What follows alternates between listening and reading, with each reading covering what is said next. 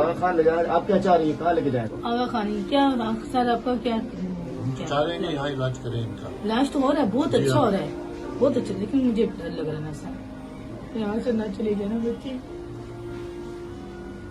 अल्लाह ने मुझे बच्चे दिए, मेरे साथ दुनिया की दुआएं, अभी इलाज और ट्रीटमेंट बहुत अच्छी हो रही है, बहुत अच्छी, मुझे खुशी है।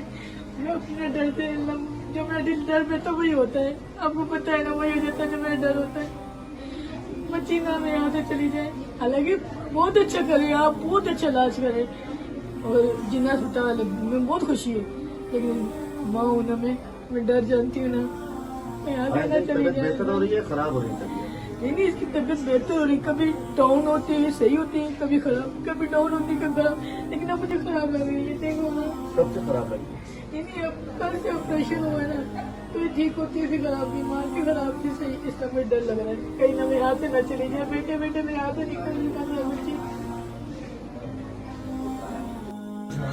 ये मुझे और डॉक्टर को बोलते कि इस तरीके से हमने तो बहुत कोशिश की, मैंने तो बेटी भी दे दी थी, बस इसका नसीब के साथ हमने क्या करूं।